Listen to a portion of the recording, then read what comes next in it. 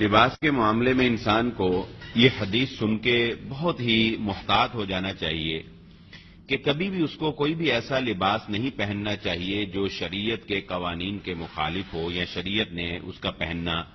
حرام قرار دیا ہو۔ اور بالخصوص اس ضمن میں خواتین کو تو بہت احتیاط کی ضرورت ہے کہ ان کا لباس ایسا قطعاً نہ ہو جو کہ شریعت کے قوانین کے مخالف ہو، کیونکہ عام طور پر اب آپ دیکھتے ہیں کہ خواتین میں ہی یہ کمی اور کوتاہی زیادہ آپ کو دیکھنے میں نظر آئے گی کہ وہ ایسا لباس پہنتی ہیں جو کہ ان کے لیے مکمل جو ہے وہ ساتر نہیں ہوتا۔ تو اس بات میں کوئی شک نہیں ہے کہ انسان جس لباس کو پہنے ہوئے اس کی موت آئے گی، قیامت والے دن وہ اسی لباس میں اٹھایا جائے گا۔ اور یہ بات حضرت ابو سعید خدری رضی اللہ تعالیٰ عنہ کی روایت سے ثابت ہوتی ہے۔ سلسلہ حدیث صحیحہ میں علامہ البانی نے اس کو نقل کیا، اور یہ صحیح حدیث ہے ابو داؤد کی کہ جب ان کا لما حضرہ الموت، جب ان کی موت کا وقت آیا، یعنی مرض الموت میں تھے وہ، تو دعا بثیاب،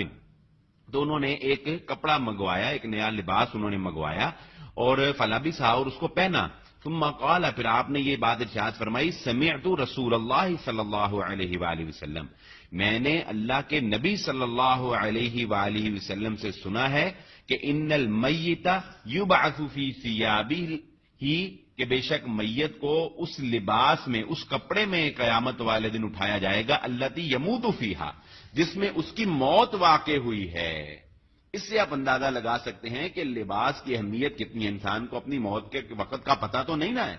کیا پتہ اس کی موت کب واقع ہو جائے، تو اس کا لباس یقیناً ایسا ہونا چاہیے کہ کل قیامت کے روز جب وہ اپنے اللہ کے سامنے پیش ہونے کے لیے اٹھے تو اس کے تن پہ جو لباس ہو وہ وہی ہو جس کا حکم اللہ رب العزت نے اس کو پہننے کا دیا ہے، نہ کہ اللہ رب العزت کے احکامات کے مخالف لباس پہن کر وہ اللہ کے سامنے پیش ہو۔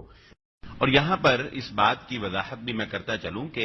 رسول اللہ صلی اللہ علیہ وآلہ وسلم نے ایک حدیث میں یہ بات بھی ارشاد فرمائی ہے، جیسا کہ حضرت عائشہ صدیقہ رضی اللہ تعالی عنہا کی یہ مشہور روایت ہے جس کو امام بخاری رحمہ اللہ نے اپنی کتاب میں نقل کیا ہے کہ نبی صلی اللہ علیہ وسلم نے فرمایا کہ تحشرون حفاۃ عراۃ، کہ قیامت والے دن انسانوں کو جب ان کی قبروں سے نکالا جائے گا تو ان کے تن پہ کوئی لباس نہیں ہوگا، برہنہ ہوں گے۔ تو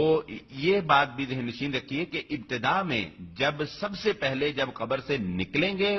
انسان، اس وقت ان کے تن پر کوئی لباس نہیں ہوگا۔ اور پھر اس کی وضاحت اللہ کے نبی صلی اللہ علیہ وآلہ وسلم نے یہ ایک حدیث میں اس طرح ارشاد فرمائی کہ وہ اول من یکسا یوم القیامت ابراہیم،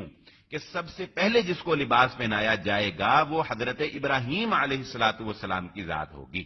تو سب سے پہلے جو ہے وہ برہنہ نکالے جائیں گے، اور ساتھ ہی پھر جو لباس فراہم کر دیا جائے گا وہ وہی لباس ہوگا جس میں انسان کی موت واقع ہوئی ہے، جس کا ذکر اس سے پہلے جو حدیث حضرت ابو سعید خدری رضی اللہ تعالیٰ عنہ کی روایت ہے اس میں اس کا ذکر جو ہے وہ کیا گیا ہے۔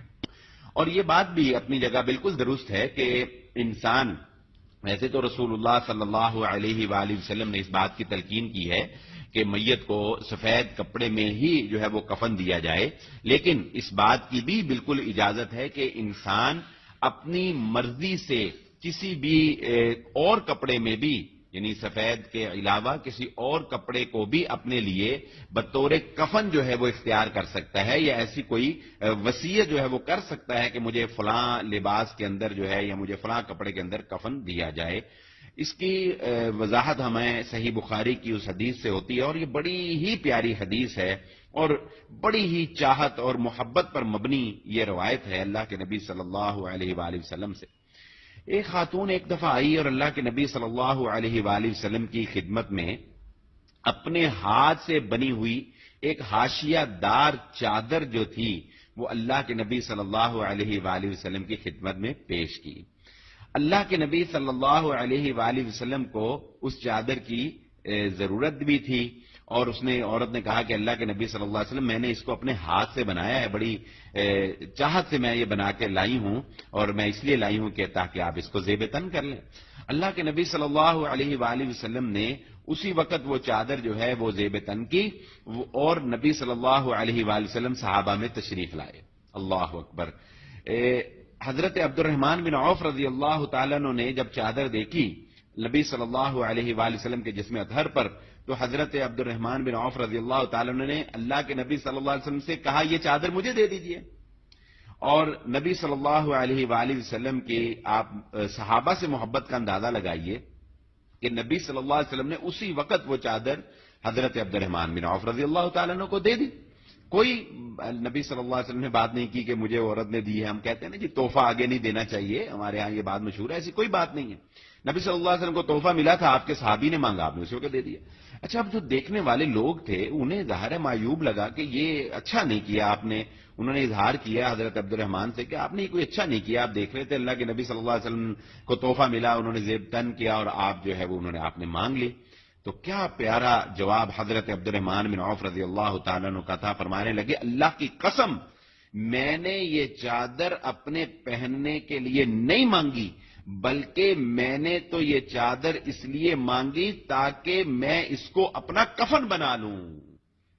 اور فرماتے ہیں حضرت سہل رضی اللہ تعالیٰ عنہ کہ پھر وہی چادر جو ہے وہ ان کا کفن بنی. اسی چادر میں حضرت عبد الرحمن بن عوف رضی اللہ تعالیٰ عنہ کو کفن دیا گیا.